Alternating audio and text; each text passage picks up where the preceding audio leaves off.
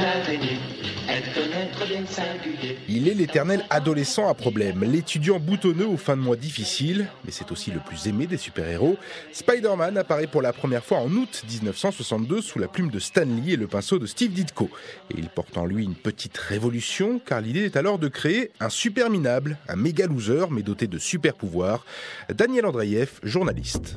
Spider-Man, Spider-Man, does whatever a spider can, spins a web. Spider-Man, c'est vraiment l'origine du récit adolescent par excellence, tel que l'a créé Ditko et Stan Lee. Quand on relit les 30 premiers numéros de Ditko, on se rend compte à quel point c'était vraiment noir.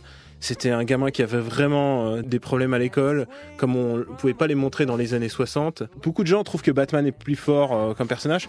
Moi, j'adore Batman, mais Spider-Man est beaucoup plus fort pour quelques raisons simples. Il doit être Spider-Man parce que c'est sa responsabilité, car à cause de lui, son oncle est mort.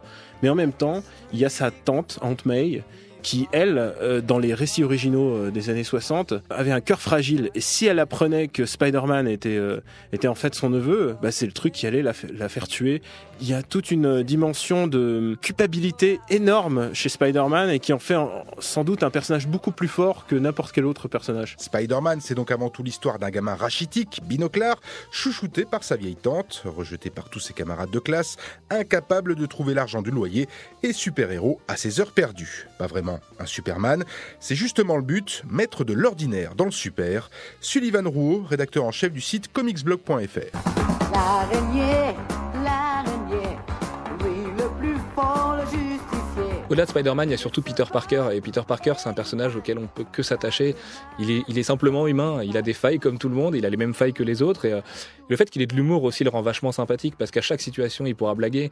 Et pourtant, il y a des fois où il était vraiment dans des situations très difficiles et où il a toujours sorti la vanne au bon moment. Et voir Spider-Man s'envoler avec ses toiles et attraper une pizza en vol et la relancer, la donner à un gamin. Il y a toujours quelque chose de magique avec Spider-Man. Et je trouve que autant j'ai peut-être un peu de mal avec la représentation qu'a fait Sam Raimi au cinéma de Spider-Man, autant il a su retranscrire ce côté du New-Yorkais cool qui va toujours faire la blague et qui sauvera toujours la veuve et l'orphelin et qui au final payera son loyer quand même. Et comme le dit l'oncle de Peter Parker, un grand pouvoir implique de grandes responsabilités. Spider-Man, c'est aussi une galerie de méchants très réussie, Venom, Octopus, le Bouffon Vert, le Lézard.